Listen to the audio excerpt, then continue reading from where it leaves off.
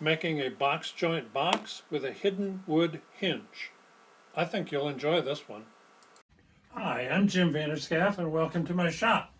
Today we're going to be talking about making box joints, and this is a very easy to make jig that I've got to show you, but first of all we're going to talk about what the box is by itself, how it's made, what material it's made out of, what size it is, and things like that. Okay, so here we have the box. We're going to make box joints at each of the four corners, but what we're going to do is make a wood hinge top for this box, and so I've cut the dowel as well. But the size of the box is, let's see, I've made it out of the front and the back are 3 1/4 by 7 1/2, and the sides are 4 1/4 wide and 3 3/4 high. They're higher on the sides because what we do is we fit the dowel into this in the back and make it fit very tight. The wood is tiger maple. It's when it's finished, it's just a beautiful hue, and this is mahogany, African mahogany, that I'm using for the top and back and front.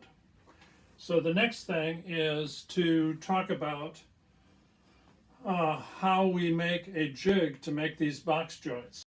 So this segment, it talks all about the box joint jig, and if I can just show you that, I've got a standard miter gauge. Actually, it's not standard, it didn't come with a saw. This is one that I bought for a lot more cash when I got the saw, because what's provided with this DeWalt saw is simply inadequate. So what I do is I make the miter gauge, first of all, perpendicular to the saw blade. I've done that before, but I just wanted to show you that that's perfectly aligned right along this edge and along the saw blade. I don't do it with just that small portion of the saw blade. I did it with the larger 10-inch blade when that was in. Then the next thing to do is this miter gauge has little adjustment pins that you can screw in and screw out. There are 3 of them, and what I do is make sure that they're properly screwed in, and so that there's no play sideways with the saw at all. You want to do that because you want to make sure that you've got enough accuracy in what you're trying to do. So how do we make a box joint jig? Well, I make one and I size them based on what I'm trying to cut. This one happens to be 1/4 inch, you can see, and so I've sized this little pin to be exactly 1/4 inch. And then what you want to do is cut another pin or off that same stock and get that 1/4 inch away. Excuse me. Then when you run it through the saw the first time, you're making sure that it's exactly 1/4 inch from the cut line. Now I've done that when I ran the saw through, and so I put this little device right there, this 1/4 inch wide board, put it up against the saw blade, adjusted the location of this jig in or out so that it would just make it just tight. Then I clamped it at that point because that was exactly where I wanted. Then I drilled holes that ran all the way through the back of the miter gauge on 2 positions, and so it's exactly where I want it. Now, you seldom get this precisely correct the first time, and even if you do, you should run a test piece. I ran 2 test pieces. I cut it twice. The first cut as shown here, and this was simply too tight. It didn't go together properly. I ran it the second time after I made a slight adjustment. The pin was not close enough when I made the first cut. And so this is the second one, and these go together quite nicely. no problem with that. These are just different thickness boards. The whole point is, does the joint fit properly? So then the next thing to do is cut the actual joints. And one of the ways to do that is to make both cuts at the same time. And I'll show you what I mean. Making sure that all our pieces are square, all our pieces are 4 square, meaning all 4 sides are square and the faces are flat. I put them together like this. I ran this one before just to test it, but I run these by sliding that on top. I'm sorry. The first one I do is I put it just butting up against that pin, and then I run it through the miter gauge. That created this first hole. Once you get the first hole satisfied, what you can do then is simply run it through the saw blade by sliding it over to where that cut was made, and then running it through and making you another cut. Once you do that, you cycle it down to the next cut, and you keep moving this along until you've made all the cuts.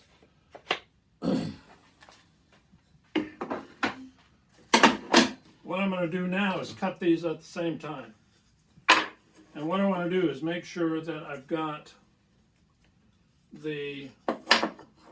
both of them aligned so that the direction of the cut is correct. I'm cutting on the right side, and I'm going to do them both at the same time. For this box cutting jig and 1/4 inch box joints, I use these Oshland dado sets. I use 2 of the 1/8 inch blades, and then just use an insert that I made for the table saw. So it's fairly easy to just exchange, put one of the blades in and take the other out, and that's what I did.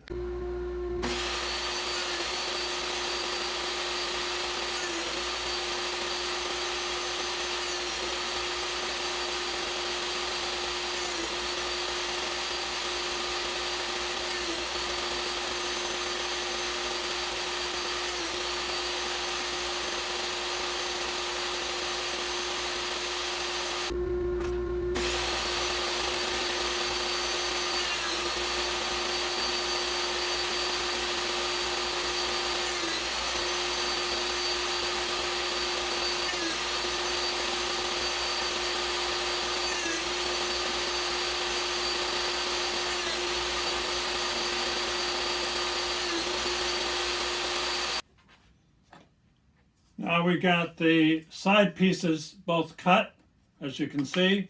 They're both identical. And now we want to cut the back and the front. To do that, we put a 1/4 inch piece between the jig that I got made. That 1/4 inch piece is right here. I slip that in so that it just fits tight against the pin here, and then I run it through. So I'm cutting right on this edge. I'll just do these one at a time until I get the first cut made.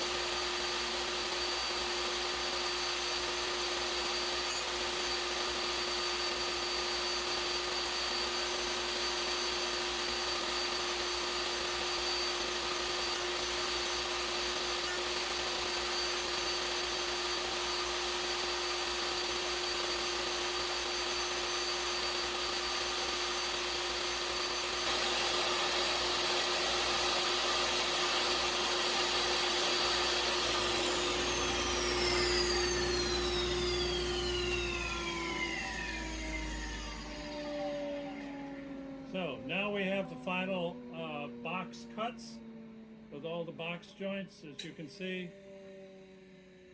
just a little bit of work to plane these down will make them fit quite well.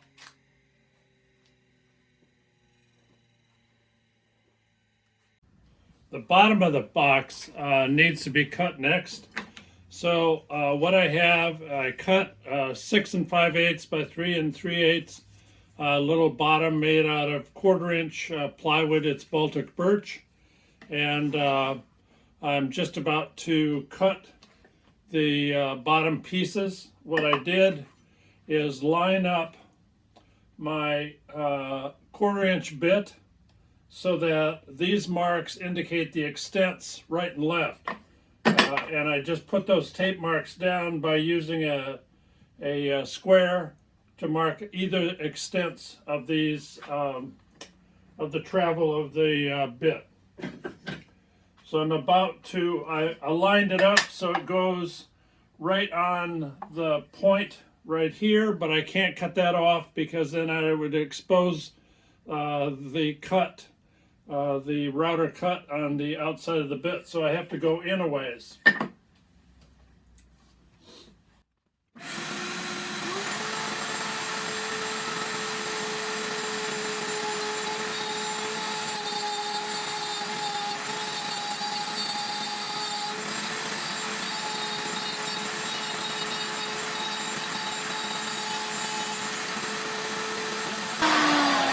So that's the cut, and you can see it just came close to the end here, but just the depth I needed, a little bit more than 1/8 of an inch. After cutting all the grooves with the router, I've now got all the pieces with the proper groove set. So now I'll just put the box together.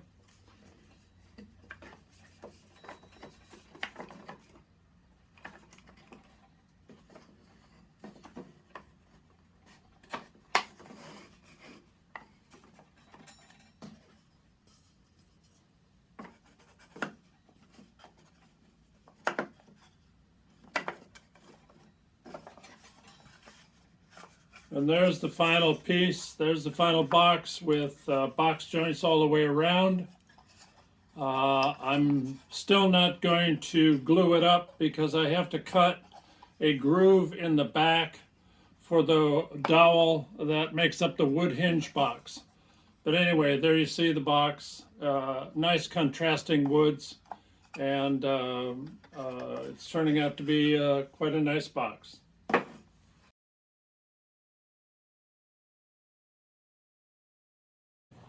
Gluing up the box now, I've just put 3 sides on and glued them up, and I'll show you the technique that I used to do it. It's just taking a small stick like this and a little bit of glue on a board like that, and just gluing the face grain, not the end grain of each one of these, with a box joint like this. And all of these joints, this is going to be plenty strong. So it just takes spreading a little glue along and going through the process.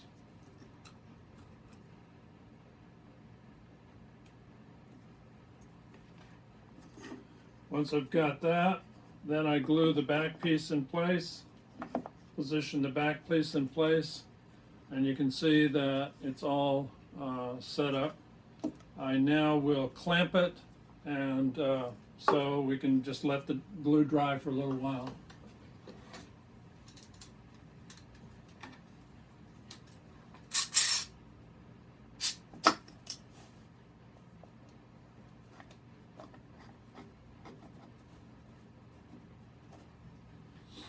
I'll check it for square to make sure we're okay. We're good there, we're good, I believe, here. Yes, indeed. Those box joints make things go quite square, quite nicely.